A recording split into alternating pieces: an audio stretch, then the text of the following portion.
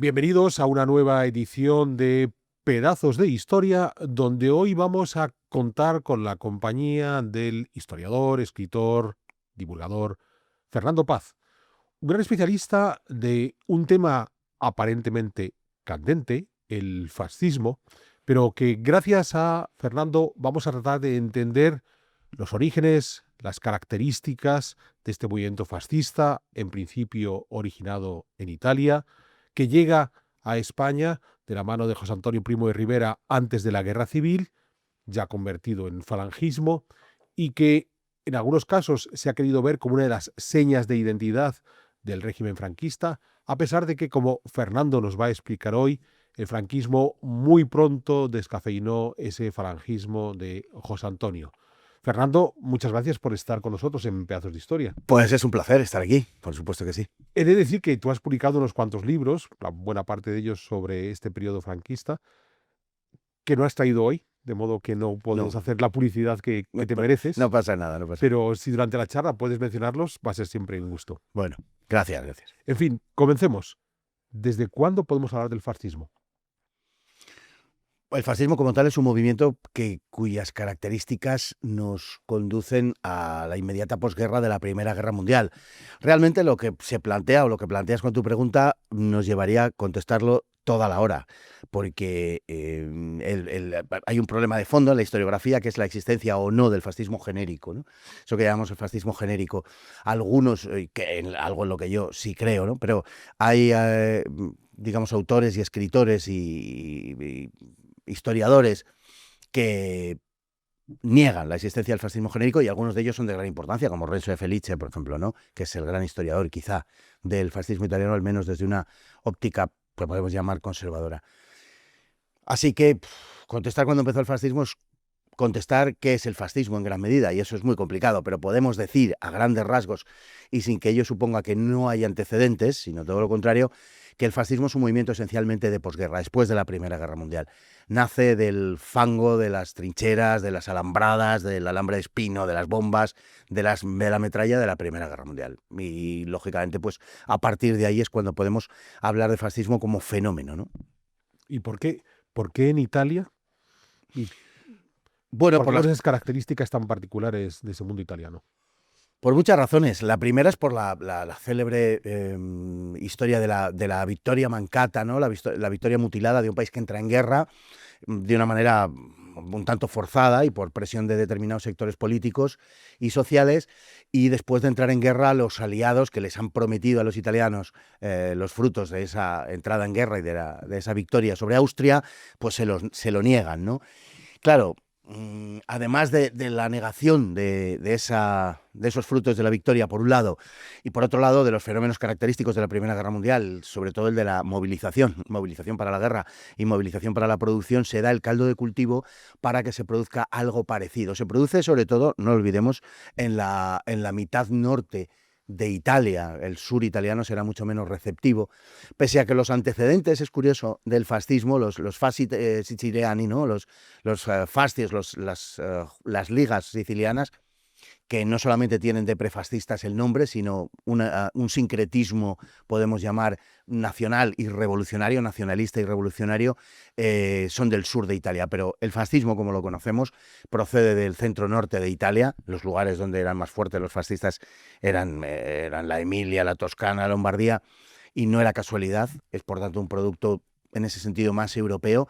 Y es una conjunción de factores, indudablemente. El sentimiento de agravio por haber participado en la Primera Guerra Mundial y no haber recogido los frutos de esa participación de la Primera Guerra Mundial, con todo lo que tiene de frustración, hace que una parte de las tropas más destacadas de los italianos, los arditi, los osados, como podemos traducir el término, pues se sintieran, ya digo, absolutamente frustrados por el esfuerzo que había supuesto la guerra, porque la vieja política, la política parlamentaria, la política liberal, tal y como lo veían ellos, había traicionado el cuerpo de la nación que ellos representaban en el campo de batalla, y en consecuencia, bueno, pues de esa, digamos, mezcla de lo militar con lo nacionalista, con lo revolucionario, porque muchos de ellos también procedían, los primeros grupos fascistas proceden de la izquierda en buena medida, son izquierdistas heterodoxos, podríamos decir, el propio Mussolini, por ejemplo, ¿no? Bueno, pues de toda esa amalgama, en donde más que un vínculo afirmativo, lo que hay es un vínculo por oposición al resto, ¿no? Es decir, ellos no saben lo que quieren, hasta el punto de que Mussolini dice que el fascismo es solo la doctrina de la acción, la doctrina del hecho, pero sí saben a lo que se oponen, y es esa oposición lo que une todos esos grupos, que culminarán o cristalizarán en el modesto, más bien modesto acto de San Sepolcro del 23 de marzo de 1919, y que da lugar al nacimiento del fascismo. Es el contexto, básicamente, más que alguna especificidad italiana, yo diría que es un contexto bastante determinado lo que hace surgir al fascismo. Surge para triunfar, pero quiero decir, movimientos parecidos se producen en Europa al mismo tiempo, y no podemos olvidar un factor importantísimo, desde luego, que es la amenaza bolchevique, tal y como se percibía en la Europa de la época. Estamos en el momento de la revolución bolchevique, estamos al comienzo de la guerra civil. Bueno, ya llevaba en curso la guerra civil bolchevique un par de años, la guerra civil rusa, quiero decir, y aquello había espantado y aterrorizado a buena parte de Europa, ¿no? Y sin el factor del comunismo, el fascismo seguramente hubiera existido de igual manera, pero probablemente nunca hubiera llegado al poder. Pero es curioso porque estás hablando de un elemento clave, de la presencia de la revolución bolchevique. Incluso hay un conato de revolución comunista en Alemania con los espartaquistas, bien. Y eso es lo que va a provocar que en cierta medida digamos, los poderes tradicionales italianos no miren con mala cara a estos fascistas, porque pueden ser un elemento de contención frente a estas veridades comunistas. Pero si pensamos en esos años, desde que D'Annunzio se lanza su aventura militar y aparece Mussolini, ya Vinco Soriano el 21, como te acabas de decir, son gentes que van en contra del orden establecido. Entonces, parte del orden establecido, o sea, el orden establecido no es una república comunista en Italia, el orden establecido es una república, bueno, en este caso un reino liberal, y por tanto, aquellos que van a utilizar el fascismo como elemento de contención están ofreciendo su cuello al verdugo. Bueno, en cierta manera sí, una parte de la polémica historiográfica acerca del fascismo versa sobre eso. Hay dos grandes corrientes, para entendernos. Una es la marxista, otra es la liberal, pero la liberal no es realmente liberal, sino que es una especie de cajón desastre donde se ha incluido todo lo que no es marxista. Entonces, bueno, eso es, creo que es importante especificarlo. Y cada una de ellas, durante mucho tiempo, ya no lo hacen, o no lo hacen tanto como antes, negaban, los primeros, los marxistas, el que el fascismo hubiera tenido digamos, un verdadero arraigo en el proletariado urbano o rural, mientras que la interpretación liberal, más estrictamente liberal diríamos, lo que tiende a negar es que haya habido un acuerdo con las finanzas, con la empresa, ¿no? Con los grandes intereses, podríamos decir. En realidad las dos cosas sucedieron a la vez, porque el fascismo no era solo lo que podríamos denominar una Mittelstand Ideology, ¿no? Una ideología de clase media, sino que era más bien transversal, ¿no? Lo que pasa es que las elaboraciones teóricas efectuadas en los años 50 y 60 quizá no tenían todavía la textura suficiente, podemos decir, como para denominarlo de otra manera. Quizá cuando decían que era una ideología de clase media, en alguna medida querían admitir también su condición transversal, pero lo cierto es que no fue enunciado así, ¿no? Claro, vamos a ver, estamos en Italia en 1919. 1919-20 es el bienio bolchevique. El bienio bolchevique produjo un enorme desorden en Italia, unas violencias sin cuento, ocupaciones de fábricas, de tierras, etc. Está surgiendo el fascismo en ese mismo momento, y el fascismo no tiene una ideología perfectamente perfilada, no lo tendrá realmente hasta finales de lo que se llama el bienio rojo, el bienio bolchevique, cuando se una toda la esfera nacionalista. Hasta entonces no está aún absolutamente perfectamente unida, ¿no? Claro, compite, en realidad, digamos que el comienzo del fascismo, ese desperezar del fascismo, es en forma de escuadrismo, es decir, de acción directa, y compite con quien hasta entonces había venido ocupando el espacio público de forma violenta. No olvidemos esto, el fascismo no inventa la violencia política. En cierta medida es un reactivo a una violencia política previamente existente que desarrollaban los socialistas. Toda la izquierda está metida en el Partido Socialista en ese momento, porque el Partido Comunista Italiano no nace hasta enero me parece que es, de 1921, ¿no?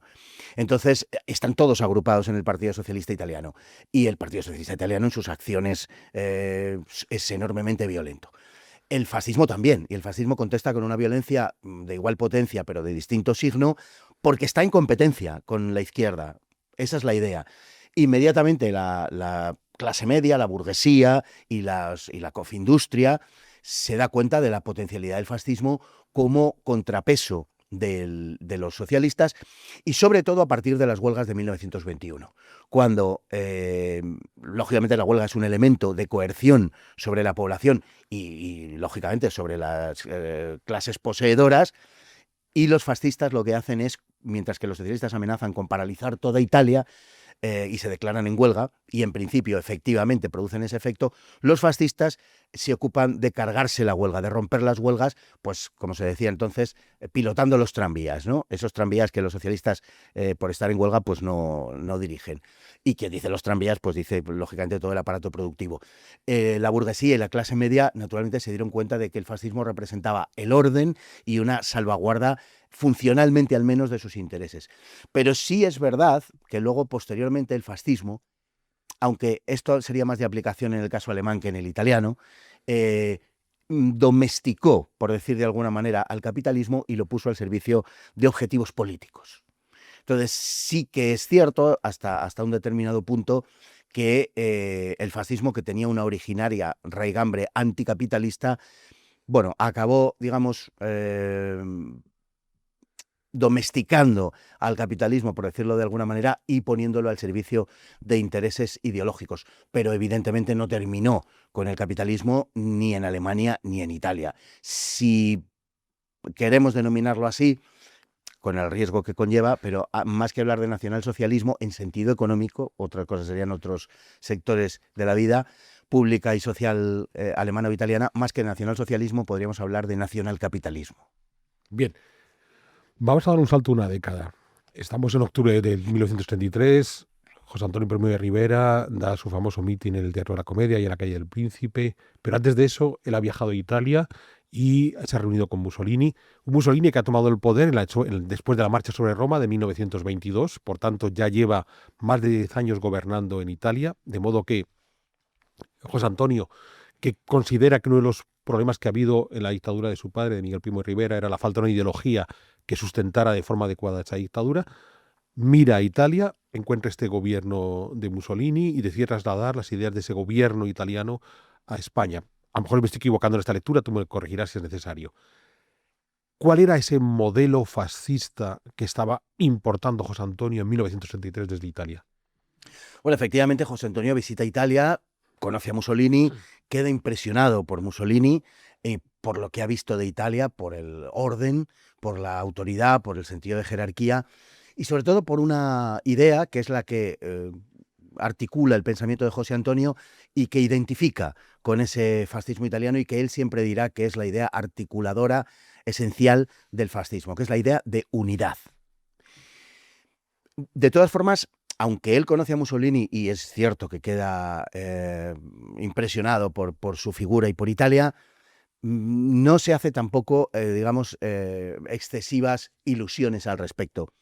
Con bastante inmediatez, José Antonio se separa de una interpretación puramente mimética del fascismo italiano, por decirlo así, y crea su propia vía, algo que al principio podemos denominar como una vía ciertamente hacia una especie de fascismo español. De hecho, las siglas FE en principio iban a significar eso, pero, en fin, después de numerosas discusiones, dimes y diretes, porque no se pudo registrar esa firma de fascismo español, se decidió que fuera Falange Española, que además le daba, pues, en fin, una mayor originalidad sin duda ninguna. Y digo que después de aquello José Antonio tiene una evolución en la cual camina en el sentido de formular un fascismo español con perfiles propios, y en un lapso de tiempo relativamente corto la propuesta política de José Antonio ya no se identifica con el fascismo propiamente, aunque siempre habrá una cierta ambivalencia, es verdad, en la relación entre fascismo y Falange.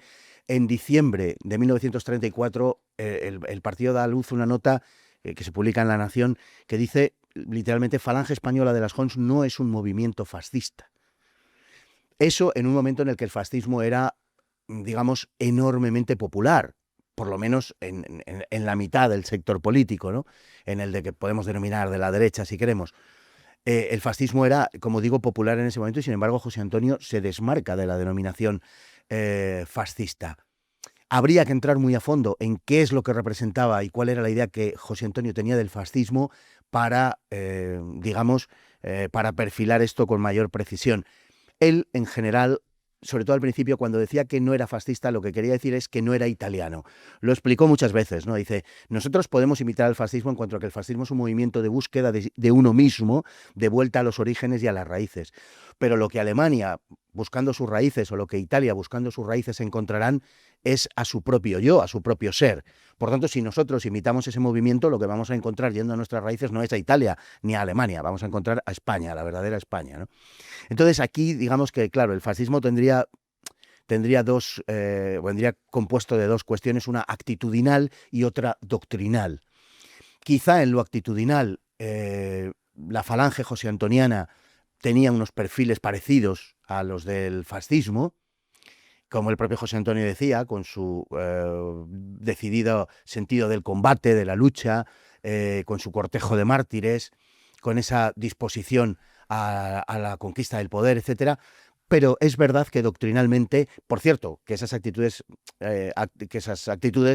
no eran exclusivas ni de Falange ni del fascismo. Tampoco la Falange inventa la violencia política en España, sino que más bien la recibe de los grupos de la izquierda que llevaban practicándolo durante muchas décadas, ¿no? Pero en cuanto a la cuestión doctrinal, sí es verdad que la Falange se va apartando con una velocidad bastante rápida de lo que es al menos una formulación estricta del fascismo, y algunas de las cuestiones más características del fascismo, por ejemplo el corporativismo, será desechado por José Antonio de una forma frontal, ¿no? Se referirá al corporativismo como un buñuelo de viento, ¿no? Es decir, bueno, una formulación vacua, ¿no? Algo que no significa nada, algo, y lo dice en varias ocasiones también José Antonio, como nuestros viejos jurados mixtos, es decir, el Estado, los patrones, los trabajadores y el Estado en medio arbitrando.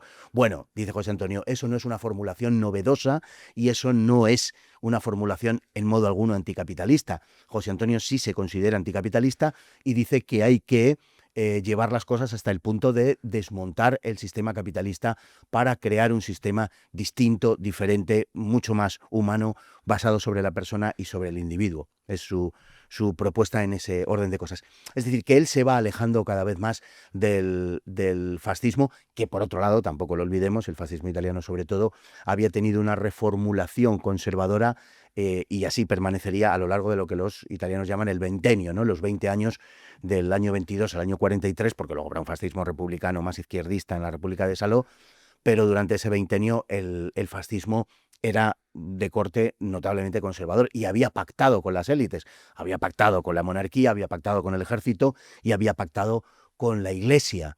Por lo tanto, en fin, no era una formulación a la altura de los años 30 ya tan novedosa como lo había sido 10 años antes, y José Antonio se fue, bueno, apartando. No obstante, yo sí creo que su formulación ideológica entraría dentro de lo que consideramos fascismo genérico, una consideración genérica del fascismo, aunque yo, en fin, haría un llamamiento aquí a los historiadores del fascismo para que revisaran sobre todo el término fascismo, ¿no? Es decir, para no denominar el todo por una de las partes.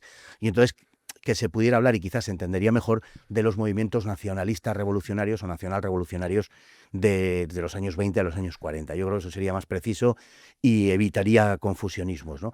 En esa playa de movimientos de partidos, de organizaciones que compondrían el fascismo genérico o los movimientos nacional revolucionarios de esa época, la Falange desde luego sí entraría.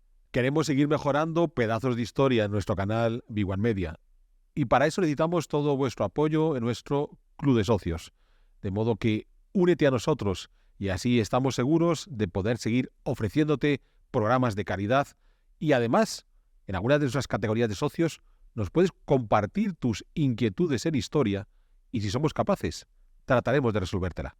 De modo que mira en la descripción de este programa y allí tendrás el link que te va a llevar a esa posibilidad de convertirte en uno de nuestros socios y con ello ayudarnos a seguir mejorando nuestros programas. Bien, pues yo quiero que entres en esa construcción doctrinal que fue Falange Española, lo que plantea José Antonio. O sea, me gustaría que nos explicaras en detalle, marcando diferencias con el fascismo de Mussolini, que entraras en detalle de cuál es ese corpus doctrinal que José Antonio tenía en mente en octubre del 33?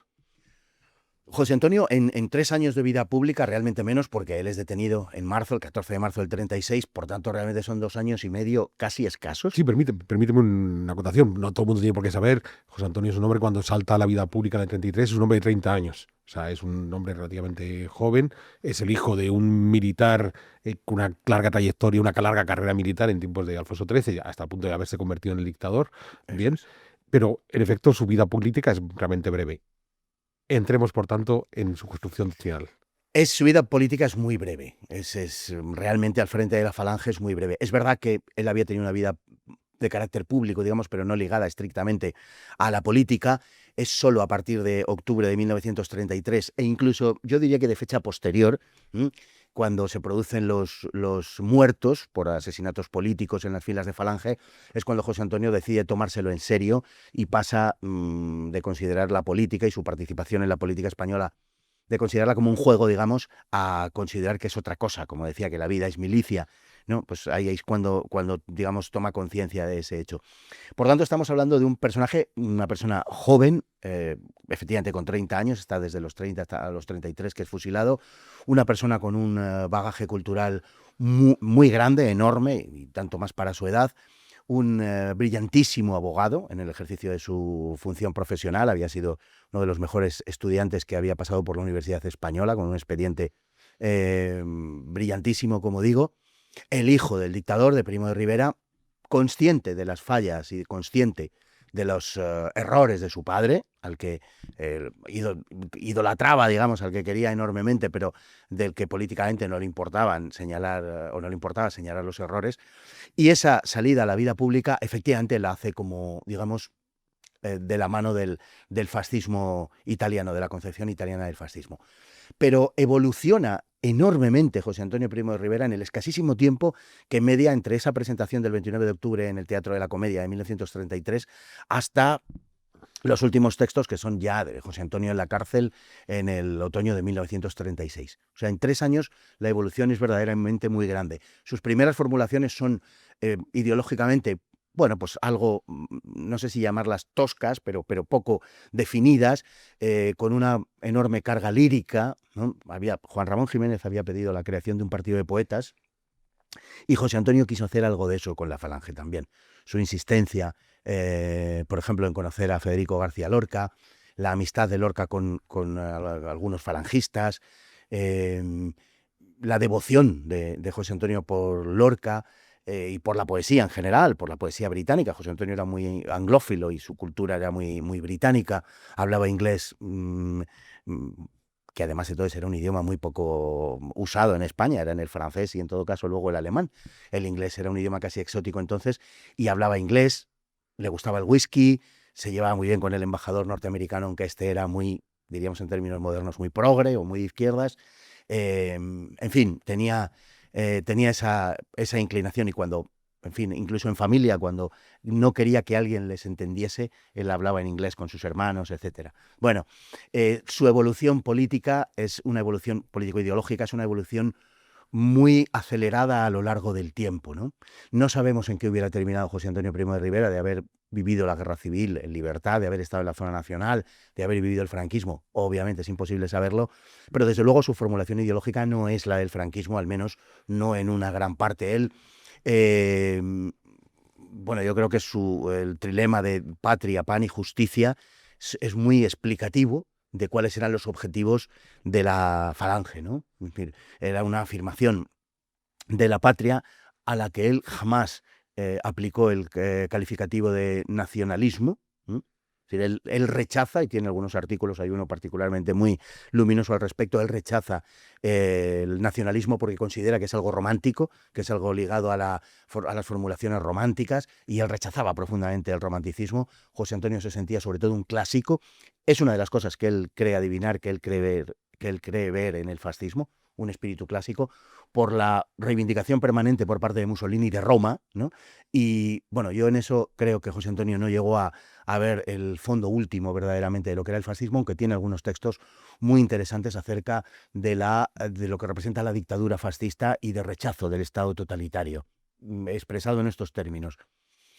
Su comprensión de los fenómenos políticos y del propio fascismo evoluciona mucho con el tiempo, y por eso, por ejemplo, en la norma programática de Falange Española de las Jons, que es de noviembre del 34, sí que se incluye el término totalitario, pero como autodefinición, pero no significa lo que el totalitarismo significó después. Es decir, no se tenía esa idea, ni mucho menos, sino que totalitario, aplicado al Estado, lo que significaba era, digamos, un Estado que llamaríamos un Estado social, un Estado que llegue un poco a todas partes y que se ocupe de los más desfavorecidos, etcétera.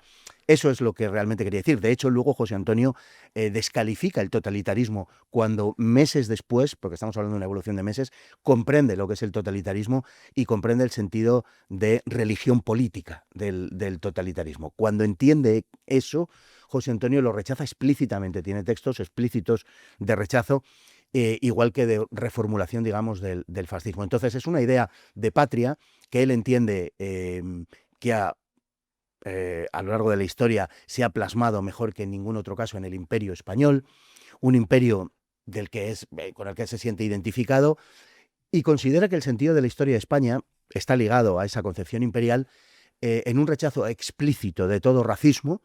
Llega a decir que el sentido profundo de esa historia de España, el sentido imperial, radica en incorporar otras razas a la labor de redención de España en el orbe, así dicho. Por tanto, evidentemente no es nada que tenga que ver con ninguna formulación racista. Y luego, en varias ocasiones, igualmente ataca también las concepciones racistas ligadas, lógicamente, al nacionalsocialismo. Por cierto, que el fascismo, hasta que en 1938 saca las redes o emite las leyes, raciales, y el manifiesto de la racha y todo aquello, el fascismo italiano tampoco era en absoluto racista. Una de las amantes de Mussolini era Margherita Sarfatti, que era judía, por ejemplo, ¿no? Y no había una doctrina en absoluto racista. En ese sentido, José Antonio sí rechaza explícitamente, pese a algunas palabras en principio cuando Hitler llega al poder, pero sí rechaza explícitamente el racismo nazi. Tiene varias entrevistas que le hacen en la época, estuvo en Alemania, pues bueno, en abril del 34, conociendo todo aquello, y sacó digamos, una idea bastante negativa de lo que vio. Llegó a decir que el nacionalsocialismo alemán no es fascismo, es la última expresión y la expresión más turbulenta del romanticismo alemán. Alemania, lo del fascismo en Alemania no es antidemocrático, sino que por el contrario es una especie de, dice él, de superdemocracia, ¿no? No tenía un buen concepto en absoluto del nacionalsocialismo, todo lo contrario, ni de Hitler. Sí lo tenía de Mussolini y del fascismo italiano, y como digo, bueno, pues esa identificación de la patria con la España imperial le hacía rechazar todo racismo. Y luego tenía también una identificación, entendía que la patria debía ser, por supuesto, de todos los españoles, sin distinción de clase social, pero insistía sobre todo de aquellos que no pueden congraciarse con ella porque carecen de pan y de justicia. La formulación de Falange iba indudablemente dirigida hacia los sectores de población más desfavorecidos. Juan Aparicio, uno de los primeros jonsistas, y luego pasaba a Falange, decía que la Falange era pues el partido del obrero sin trabajo, del cura sin Dios, del militar sin guerra, es decir, de todos aquellos desplazados, ¿no? De todos aquellos que habían padecido, bueno, pues por causa del orden existente en Europa y en España, ¿no? Aprovechamos que has citado ya las Jons. Explica por qué de partida tenemos estos dos grupos que se fusionan muy rápidamente. Bueno, hay dos núcleos fundamentales, que son Madrid y Valladolid. Ramiro Ledesma Ramos, la conquista del Estado, y en Madrid. Y en Valladolid, Onésimo Redondo Ortega, sindicalista ligado al sindicalismo de Castilla, la remolacha, etcétera, que funda las Juntas Castellanas de Actuación Hispánica. Nacen en 1931, se funden siendo Ramiro Ledesma, digamos, de un corte más radical, más izquierdista en este caso, con Onésimo Redondo, que era, bueno, de orden, podemos decir, más conservador. Y se unen básicamente porque son muy poquitos y por identificación con aquello a lo que se oponen, digamos, ¿no? Y forman los dos grupos, el de la conquista del Estado y el de las Juntas Castellanas, forman las juntas, las Juntas de Ofensiva Nacional Sindicalista, ¿no? Es la primera formulación fascista de España, se identifica con el fascismo, ciertamente, pero no solo. Es conocida, una de sus llamamientos de primera hora, que empiezan en marzo de 1931, es decir, un mes antes de la proclamación de la Segunda República, donde dice viva la Italia fascista, viva la Rusia soviética, viva la Germania de Hitler, que todavía no había llegado al poder, viva la España que haremos, ¿no?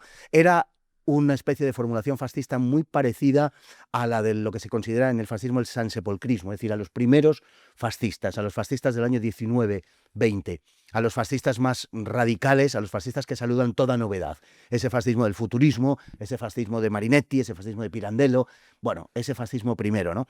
Y se identificaban abiertamente con ellos. Las Hons eran, casi podríamos decir, porque habría que matizar esto con respecto a Falange, eran abiertamente antiliberales, es decir, lo que rechazaban esencialmente era el liberalismo y consideraban que el liberalismo estaba caduco, que el liberalismo iba a morir en su formulación política y económica y que era como una especie de hombre viejo del que tiraban dos jóvenes, que eran el bolchevismo y el fascismo. Entonces, quien lograra echarlo al suelo, tirarlo al suelo y aplastarlo, pues sería quien esculpiría el futuro, ¿no? En consecuencia, pues todos estos grupos que eran, por ejemplo, pues ya hemos citado antes los futuristas, como es lógico, pues saludaban estas cosas con enorme fervor. Y las Hons eran tributarias, sin duda ninguna, de ese espíritu. Permanecieron con todo, digamos, apartadas realmente de la vida pública durante todo el tiempo hasta que se unieron con Falange, porque no tenían ningún impacto en la vida nacional, absolutamente ninguno, eran un grupo completamente marginal, y entran en Falange precisamente en el partido que ha fundado el hijo del dictador, entran precisamente por adquirir alguna notoriedad en la vida pública. Cuando se presenta, pues en el acto de la comedia está José Antonio Primo de Rivera, García Valdecasas, gente conocida, y en consecuencia pues dicen, bueno, esto es lo más parecido a nosotros, pero sería como una especie de versión conservadora de lo que son las Hons. Y en marzo del 34, 5 meses después del acto, en Valladolid, el 4 de marzo de 1934, pues se unen las Hons y Falange Española, formando Falange Española de las Hons. Pero eran grupos de procedencia, digamos, bastante diferentes. Desde luego, el de Falange originario es un grupo mucho más conservador, ideológica y socialmente. Y el de las Hons, por el contrario, era un grupo mucho más radical, digamos, y de clase media, media-baja, para entendernos.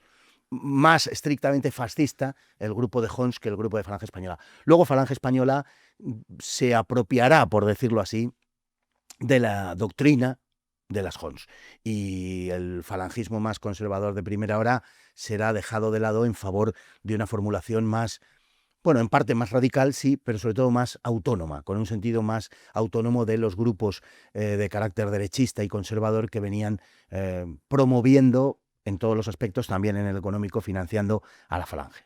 Bien, ahora que ya tenemos a los dos grupos unidos, nos has explicado cuál es el concepto que maneja José Antonio en su mente de qué es la patria, superando estas cuestiones nacionalistas, porque claro, está hablando de un imperio, del imperio español, está hablando de una cosa mucho más compleja. Las otras dos patas, pan y justicia, ¿cómo tenía en su cabeza él el desarrollo de esas otras dos ideas?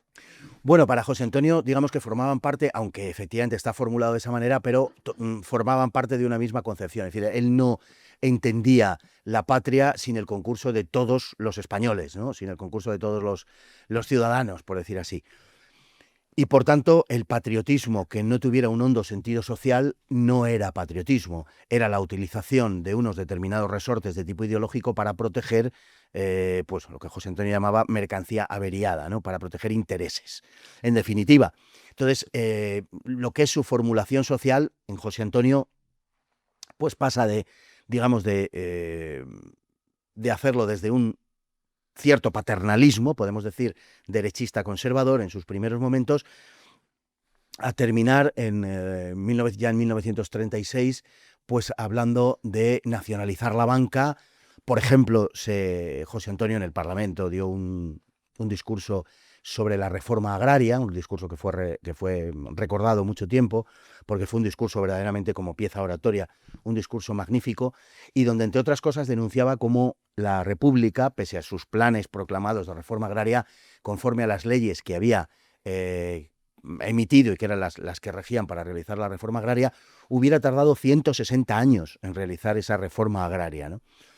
Y José Antonio denuncia esto, denuncia vamos a llamarlo así, la tomadura de pelo de la izquierda, exacerbando las injusticias y a las masas de izquierda de una manera completamente absurda, en lugar de tratar de satisfacer la justicia de muchas de las demandas de esos grupos sociales de trabajadores urbanos y rurales, ¿no?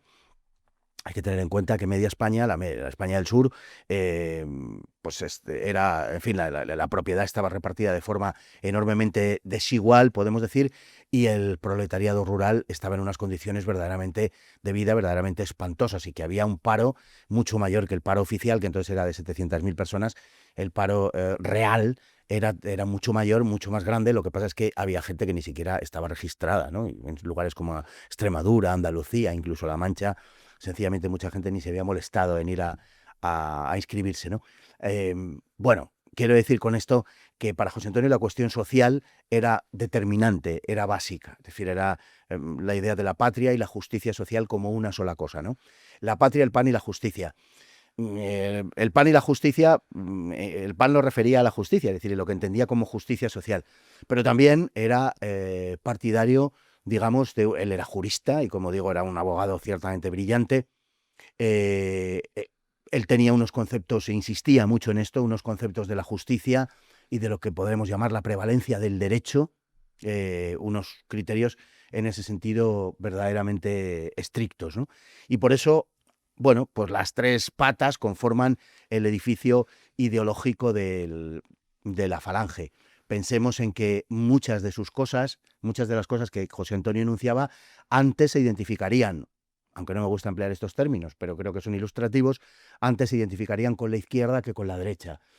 Como he dicho antes, la nacionalización de la banca, por ejemplo, la reforma agraria, una reforma agraria que en su concepto fue radicalizando también con el tiempo. Eh, la separación Iglesia-Estado, por ejemplo, también es un tema muy debatido siempre en cuanto a José Antonio, porque nunca se formuló como tal separación Iglesia-Estado, pero sí se habla en la norma programática de Fe de las Jons en que la Iglesia se tiene que dedicar a sus cosas y el Estado a las suyas. O sea que de algún modo sí que está prefigurando la separación Iglesia-Estado, y de hecho a la Falange se le acusaba, digamos, de casi de pagana por parte de los sectores conservadores católicos. O sea que eso sí que estaba allí, ¿no? Y la condición también republicana del partido, de la organización. Estas cuatro cuestiones, que creo ciertamente importantes, reforma agraria, nacionalización de la banca, Estado republicano, Separación y Iglesia-Estado. separación, efectivamente, Iglesia-Estado, eran banderas fundamentalmente de la izquierda en su época, y eran percibidas por parte del conjunto de la derecha como formulaciones ideológicas muy raras que no convenía demasiado tener en cuenta. Lo que a la derecha le podía interesar más de la Falange era su dinamismo, su carácter juvenil, porque tuvo mucho, como el propio fascismo, de rebelión generacional, para entendernos, ¿eh?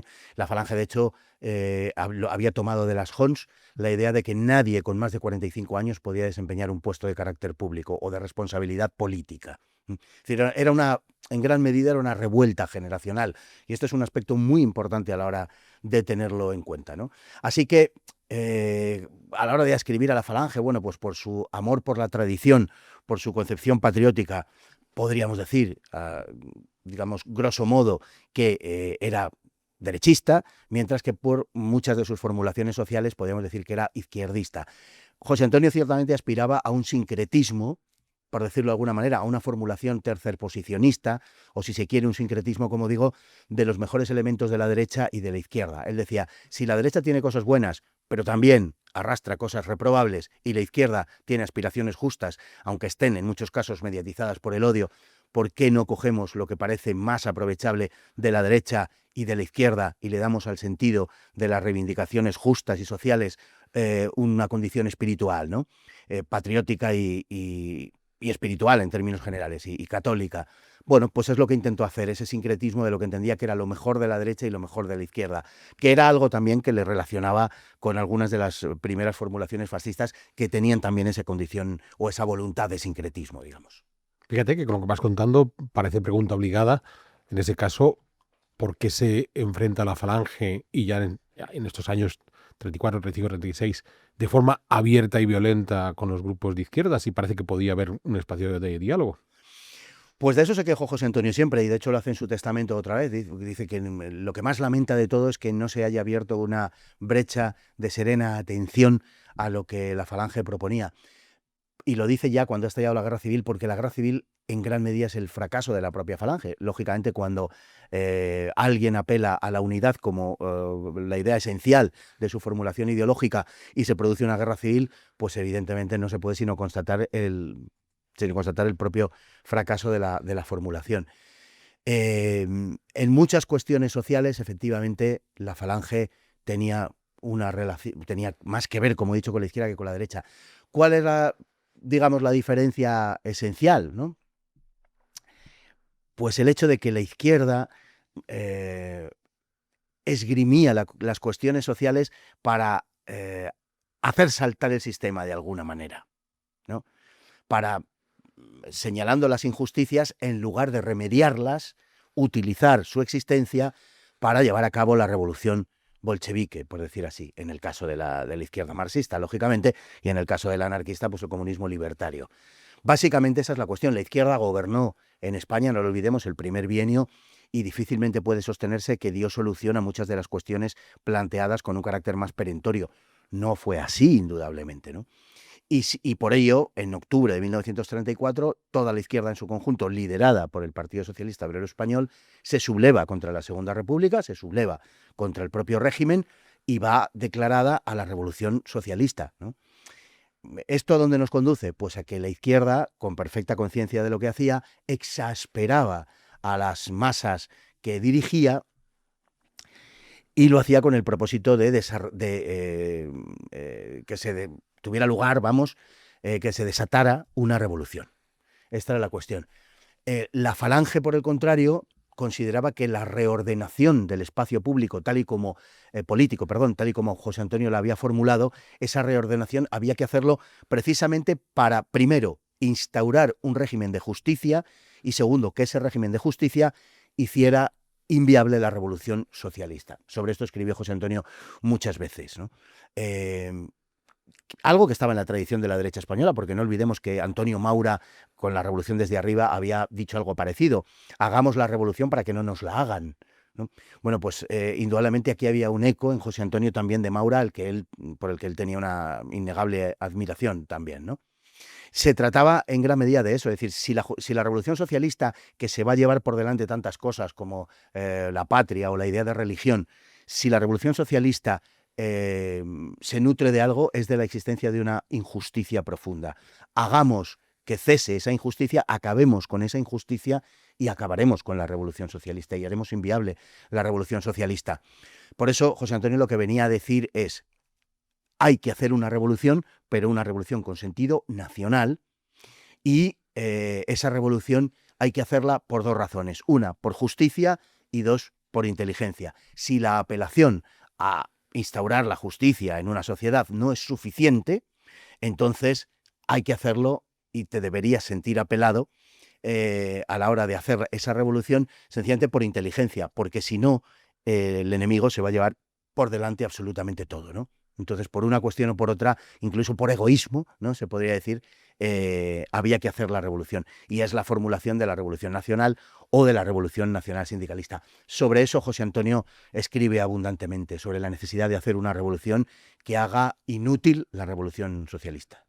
Es curioso porque, según te voy escuchando, claro, uno puede pensar, entonces, el elemento diferenciador básico entre los movimientos socialistas y el movimiento falangista se vertebra en torno al concepto de nación, ¿no? El concepto de patria, que es lo que mejor manejaba José Antonio.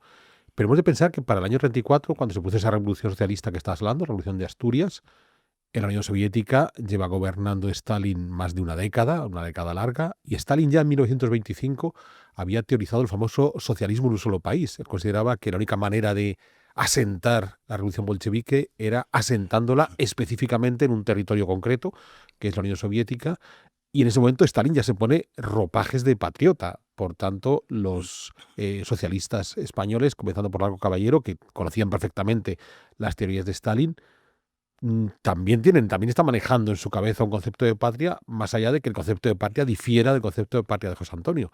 Es decir, no estamos ante dos grupos tan antagónicos, sino ante dos grupos que cada uno por su lado quiere tener el poder.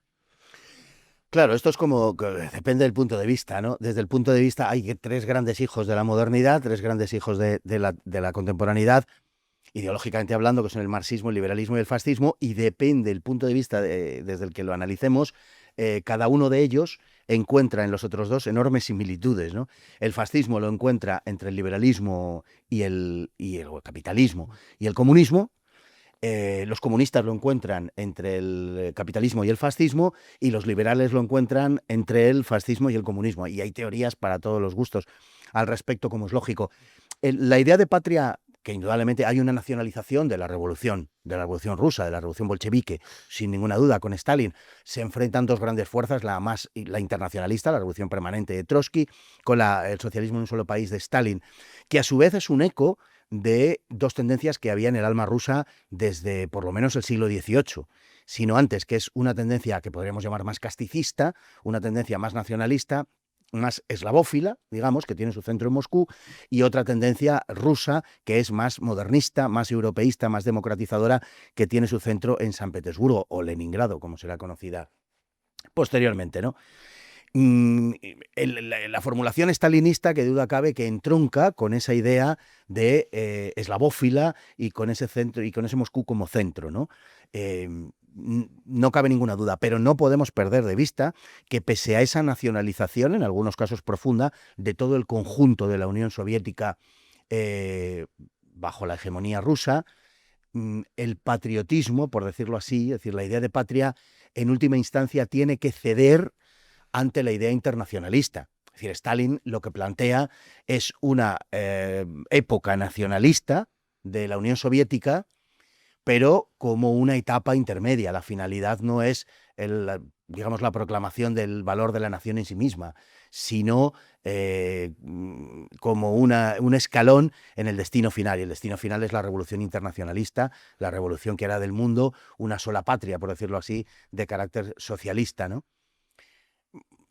No obstante, es evidente que Stalin jugó enormemente con esa idea y que rusificó en la realidad toda la Unión Soviética en su conjunto y lo nacionalizó, incluso durante la Segunda Guerra Mundial, sobre todo a partir del año 43, exhumó a una iglesia ortodoxa que él había estrangulado en la medida de lo posible, de forma literal en muchos casos, y se produjo pues efectivamente, ese efecto de nacionalización de la URSS. Pero no nos debe llevar a engaño en cuanto a cuál era el propósito último de todo esto. Stalin lo utilizó con un enorme cinismo en favor de los intereses de la Unión Soviética, pero era lógico. En cualquier caso, lo que podría ser considerado como un patriotismo en el caso de un ruso hacia la Unión Soviética, ciertamente de modo discutible, pero podría ser considerado como un caso de un cierto patriotismo. En el caso de aquellos que no formaban parte de la Unión Soviética, indudablemente no se trataba de patriotismo, se trataba de todo lo contrario. Es decir, en el Partido Comunista, los partidos comunistas eran patriotas, pero no de sus países, eran patriotas de la Unión Soviética. Entonces era aquello que denominó De Gaulle cuando hablaba del Partido Comunista francés y se refería al partido del extranjero, ¿no? Y claro, pues esa es un poco la cuestión. En la Segunda Guerra Mundial se vería perfectamente cómo las resistencias de los países ocupados por la Wehrmacht, pero el ejército alemán, se articularían solo a partir de la invasión alemana del 22 de junio de 1941, solo a partir de Barbarroja. Antes, durante todo el año anterior, por ejemplo, en toda Europa Occidental, ni en Holanda, ni en Bélgica, ni en Francia, hubo resistencia ninguna. La resistencia, como sabemos, estaba fundamentalmente en manos del Partido Comunista, aunque luego fue evolucionando en los años finales de la guerra, pero ese primer empuje del Partido Comunista para articular los grupos de resistencia no se dio hasta que su verdadera patria había sido invadida, hasta el 22 de junio del 41. Cuando lo que se invadió fue Francia, ellos no percibían a Francia como su patria, sino solo en la medida en la que pudiera pasar a formar parte de la Unión Soviética. Bueno, tenemos que ir cerrando el programa y la cosa es que ahora queda la pregunta más complicada, de modo que te voy a pedir una respuesta breve e invitarte a que en el futuro puedas volver a acompañarnos. José Antonio ha montado la Falange, un hombre joven, vinculado a la figura de su padre, ha montado la Falange a finales del 33, incluso llega a ser diputado de la República, muy brevemente, menos de 2 años, tras las elecciones de comienzos del 36. En marzo del 36 es detenido y enviado a la cárcel Modelo. Es decir, él ya está en la cárcel antes de que estalle la guerra civil, y a poco de estallar la guerra civil, ya en Alicante, es cuando lo matan. Eh, por tanto, es alguien con una trayectoria política relativamente breve, con una presencia en los espacios de poder, en este caso en el Congreso de Diputados, más breve aún, y sin embargo va a ser plenamente idealizado durante el régimen franquista. Es más, es una pregunta de la que no conozco la respuesta. No sé si José Antonio y Francisco Franco llegaron a conocerse en persona en algún momento, y hasta qué punto ese conocimiento pudo ir más allá de encantado y darle la mano. Bien, ¿por qué se vive ese proceso de idealización de José Antonio durante el franquismo, a pesar de que el franquismo se va a alejar claramente de la formulación falangista?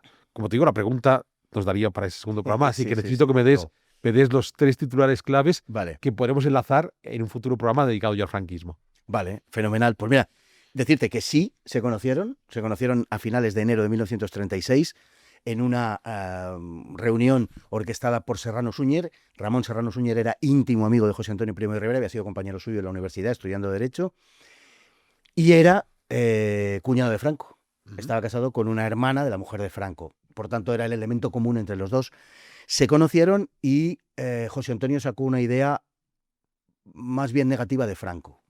¿Por qué? Pues porque José Antonio quería ir a un compromiso, digamos, por parte de los militares, y sobre todo el militar que entonces era más brillante, más conocido, que era Francisco Franco.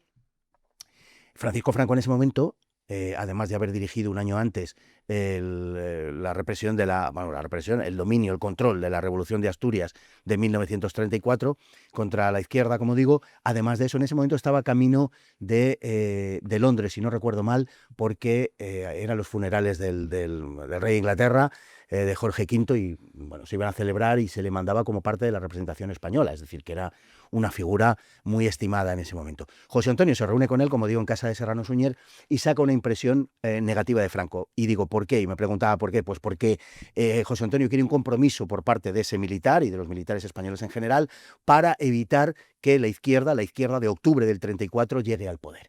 El problema es que una vez producida esa rebelión, el gobierno de centro derecha, no ilegaliza de una manera absolutamente sorprendente, no ilegaliza a los partidos y organizaciones y juventudes que han protagonizado el golpe, la rebelión de octubre del 34.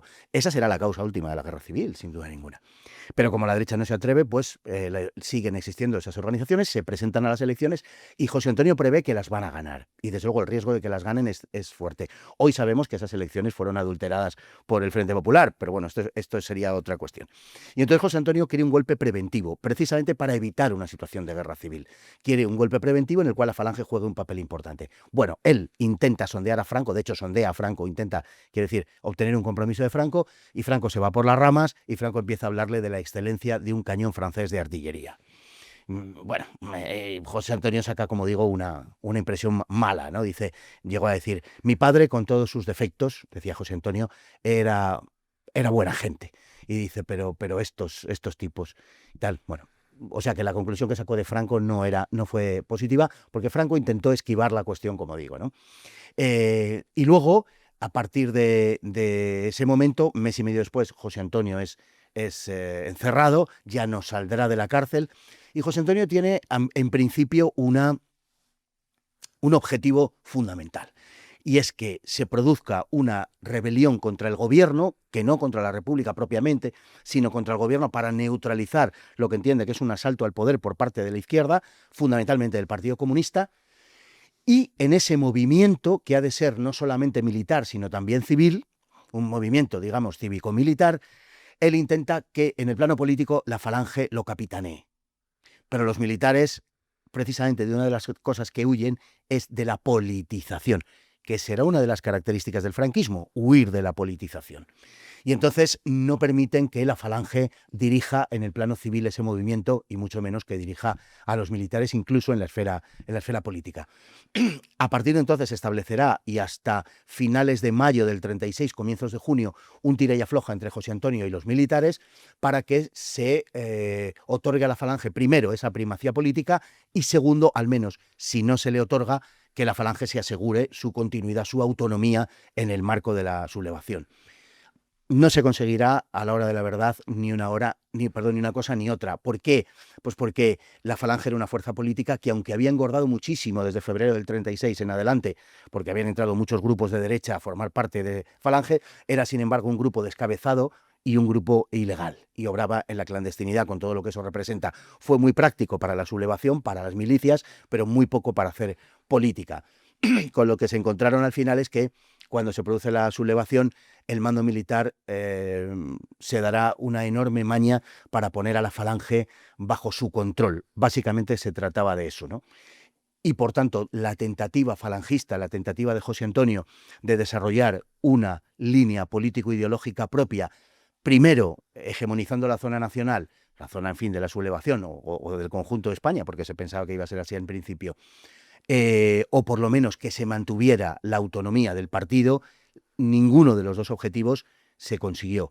Y los militares acabaron no solamente dominando a la Falange, sino que realmente, y estricto sensu, realmente la Falange desaparece en abril del 37. Lo que aparece es una entidad nueva que se llamará Falange Española Tradicionalista y de las Jons, pero que ya no es la Falange, aunque se nutra de los mismos cuadros y aunque teóricamente mantenga sus puntos programáticos. Había 27, bueno, el 27º, es abolido, quedan 26 puntos programáticos, aunque teóricamente se mantenga lo esencial, que es el sometimiento del partido al Estado, primero al mando militar y luego al Estado, es lo que conforma o lo que define el propio fracaso del proyecto falangista, porque es exactamente lo contrario de lo que estaba pasando con las fuerzas de tipo, digamos, fascista en Europa, que teóricamente, y sobre todo en el caso alemán, mucho más que en el italiano, era el partido el que dirigía al Estado. Lo que pasará en el franquismo será todo lo contrario, será el Estado el que dirigirá al partido. Bien, pero entonces, y con esto es la última pregunta que te hago y cerramos aquí,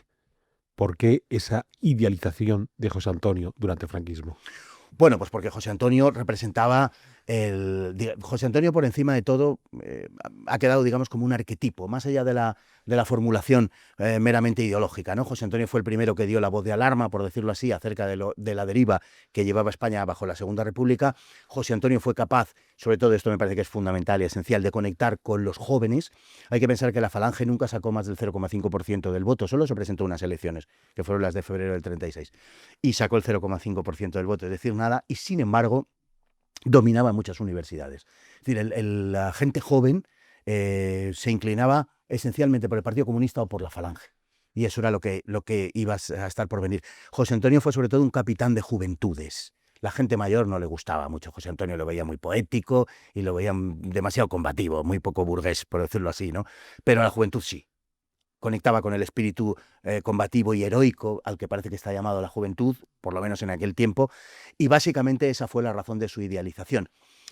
Porque había que tener, además, una, digamos, idealización de una figura que ya no era molesta, que ya no podía causar ningún problema en sentido político, y que era una especie de ideal, y todos sabemos la diferencia siempre que hay entre la idea y la realización, entre el ideal y lo material. El propio José Antonio había dicho en cierta ocasión, nosotros bien sabemos cuánto más vale una ilusión que una realidad, un porvenir por hacer que un porvenir ya hecho.